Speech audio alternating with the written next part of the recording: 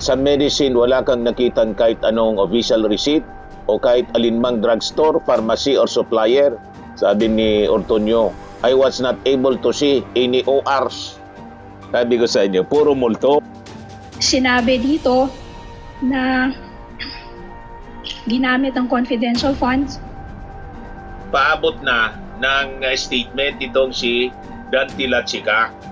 Ayan o, sabi dito, dating security officer ng OBP, I have never refused to appear or testify. I am prepared to tell the truth. Parang ang inilalaglag nila si security officer Colonel Lachica, sabi ni Representative Paulo Ortega. Parang hands-off sila.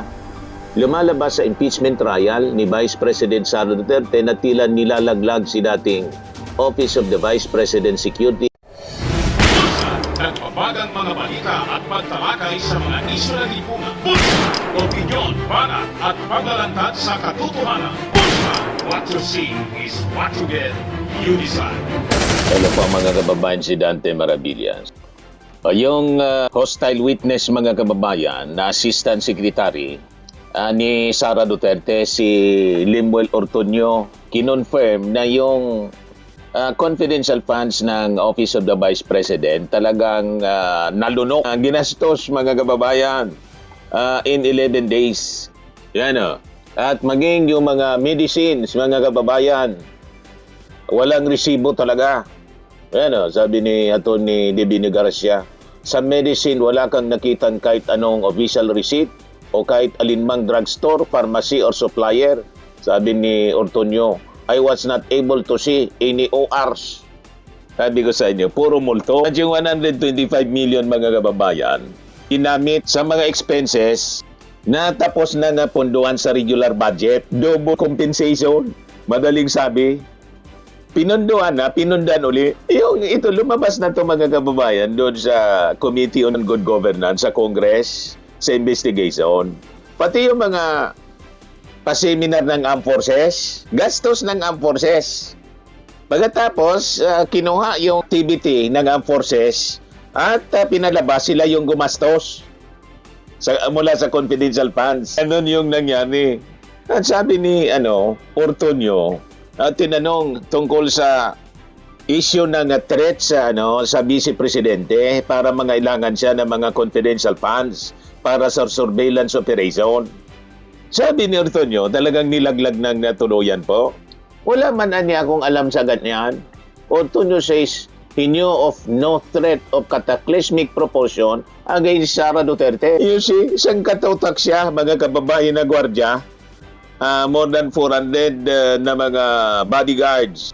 Po, mga kababayan, wala man niyang threat laban sa Vice Presidente.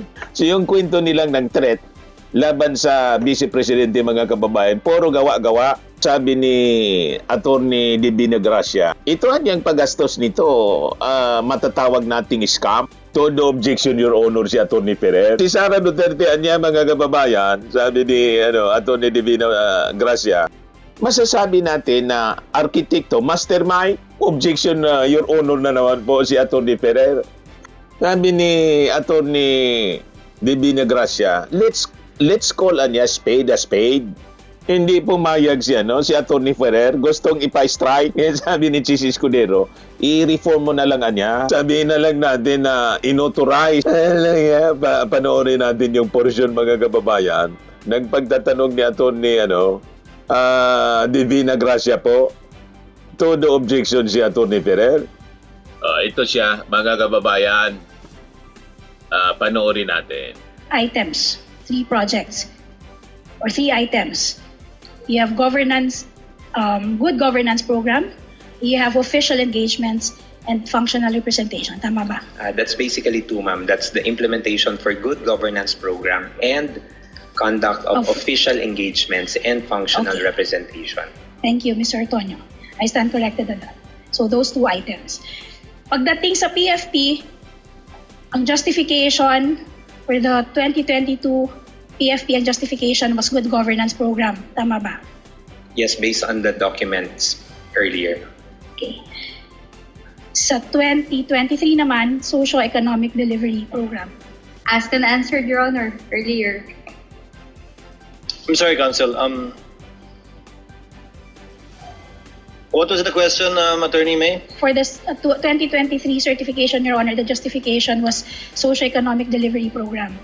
On the assumption that she's winding up, Attorney Christine, because she said Yes, Your she's Honor. summarizing the points that were the points that the witness had already answered to. I will allow it. Witness may answer. Yes, Mr. Tonyo, do you want the question repeated? Yes, can you repeat the question, ma'am? For the 2023, ang paliwanag niyo para sa confidential funds ay dahil gagamitin ito sa Socio-Economic Delivery Program. Tama ba? Yes, as indicated in the document earlier. Okay. At sa mga certifications naman na isinumitin ninyo in response to the EOM, sinabi dito na ginamit ang confidential funds para sa surveillance to ensure that no untoward incidents will happen. Tama ba? Yes, based on the document Based on earlier, the ma'am. document. At para naman sa sagot nyo sa EOM, pati sa NS, ang sinabi naman ninyo, gagamitin ang confidential funds para sa surveillance activity that would help you determine and identify areas kung saan i-roll out yung mga proyekto ninyo. Tama ba? That's one of the That's one of the justifications that we indicated. yes, which never appeared in the prior documents. Tama ba? Yes. Yes. So in short, nagbigay kayo ng 4 na bersyon, 4 na rason para sa isang pondo. Tama ba? Your Honor, please. I was expecting something, Attorney Christine. Yes. Yeah, it's misleading, Your Honor. 4 na version and conclusion of fact. Your Honor, if I may, Your Honor. I'll allow it, Attorney Christine. Thank you. The witness is intelligent enough to be able to identify that indeed some answers were different from the previous ones they gave. And just to set the I'm record just straight, not Your so Honor. sure if it's 4, but Just to set the record straight, Your Honor, I did not say 4. I mentioned 5. ang dinig ko nga 4 eh. Ang dinig ko Sorry. 4 eh. 4. Yes, So 4. I don't know the number of versions you have, but you do admit that several versions or explanations were given, not For the same for the same expense. There were different justifications. Okay, different justifications for the same fund, for the same confidential fund. Tama ba? Can Yes. I clarify? Just say yes or no. There were four explanations. There were 4 explanations for the same fund. Yes. Yes. Yes. So in short, paiba, you will also agree with me na kapag paiba-iba ang rason, maaring nagsisinungaling lang or talaga namang ito ay isa lamang scam. Your Honor, Scam. please. You and I both know, Attorney May, I have to sustain whatever basis for the objection Attorney Christine Yes, may Your give. Honor. Move to strike the scam and nagsisinungaling. So stricken off the record. Last item, Your Honor. Yes, proceed, Attorney May. Okay, Mr. Antonio, kanina sinabi mo na si Vice President mismo ang humingi ng confidential fund sa simula pa lang. Siya ang humingi ng 250 million para mula sa DBM. Na-scam yung gobyerno? Tama ba? Yes. Siya rin ang nag-decide kung magkanong amount ang i-request. Tama ba? Ultimately, sa kanyang nanggaling ang desisyon. Tama ba?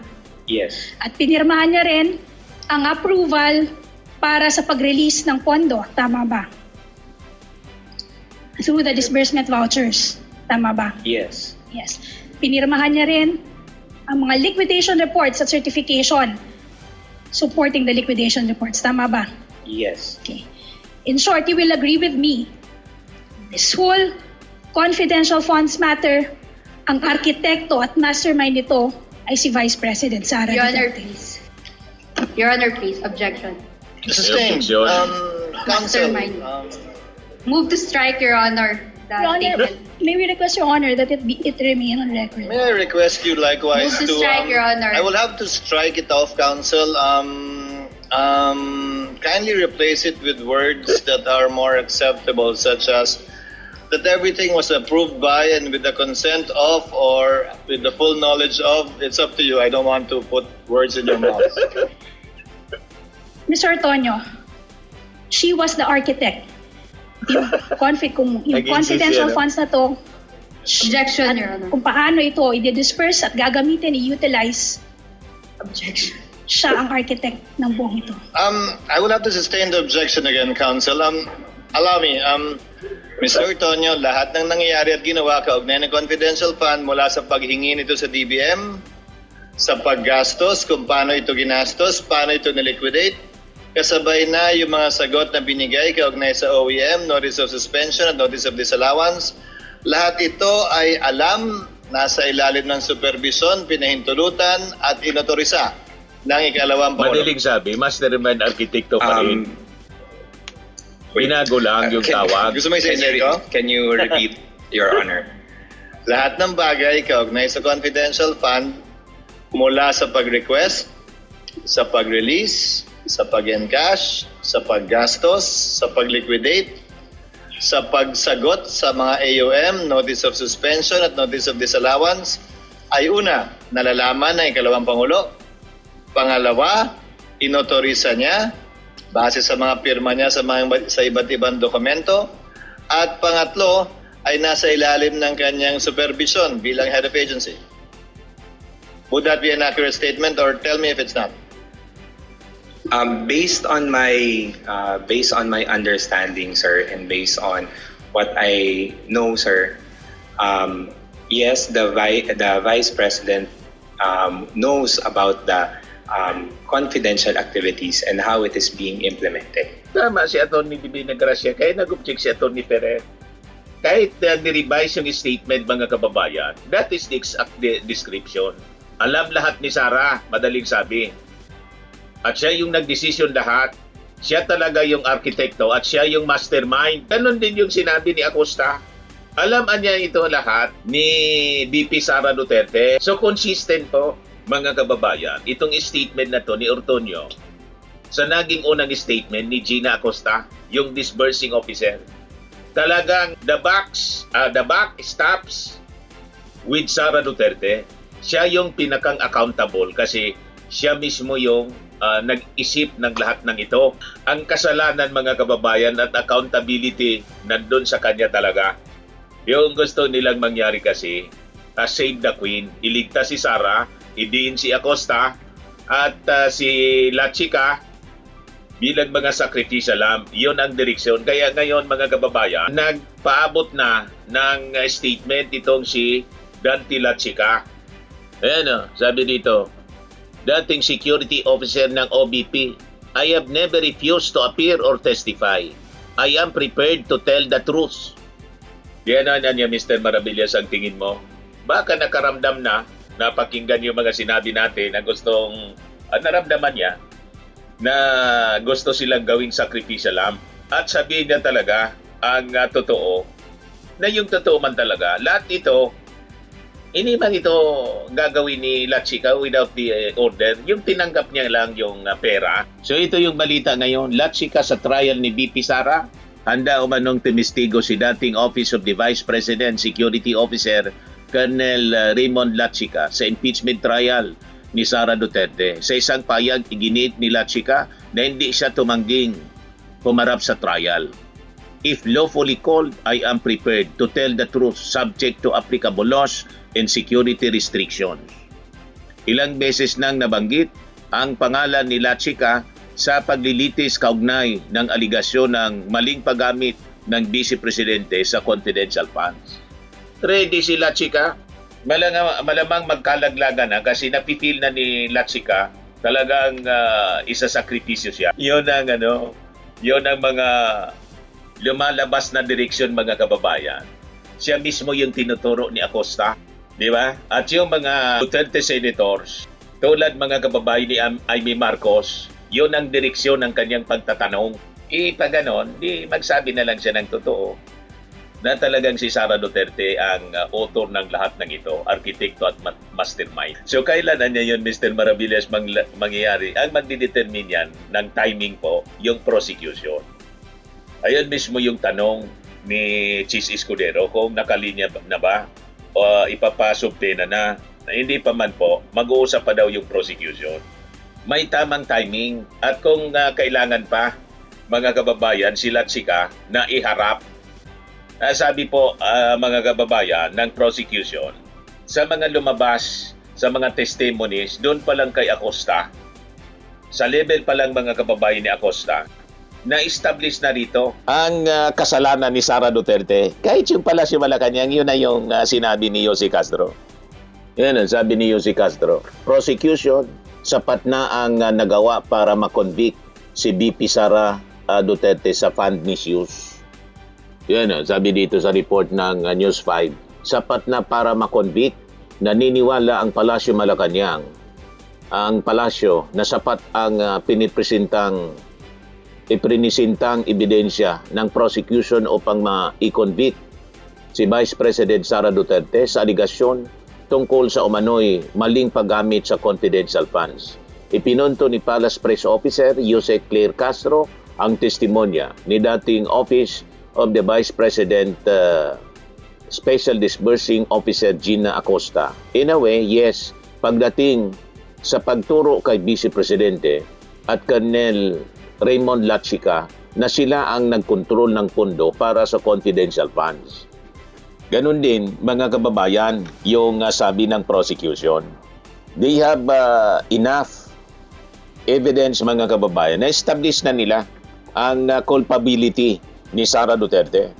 At ngayon, mga kababayan, yung feeling na nilalaglag na pati si Colonel Lachica, ito ngayon ang sabi ni Congressman Paulo Ortega, House Deputy Speaker. Parang ang inilalaglag nila si Security Officer Colonel Lachica, sabi ni Representative Paulo Ortega.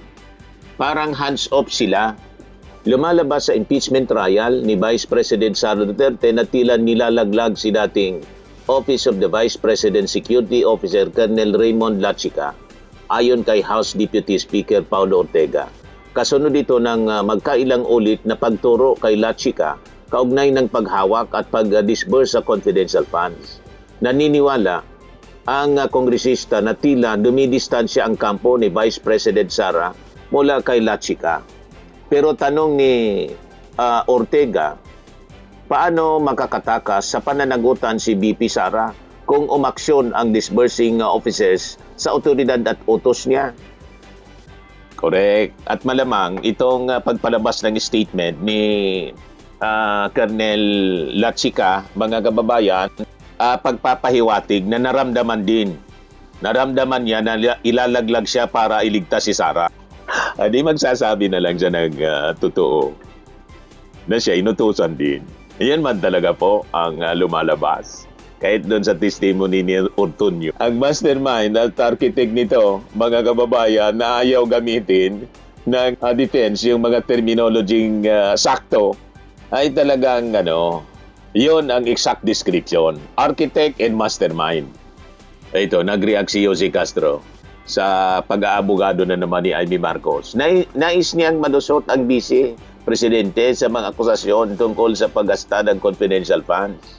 Mismo ang witness ay umamin na ang nag-utos na ibigay ang confidential funds ay utos ng vice presidente sa kanyang security officer, paliwanag ni Jose Castro.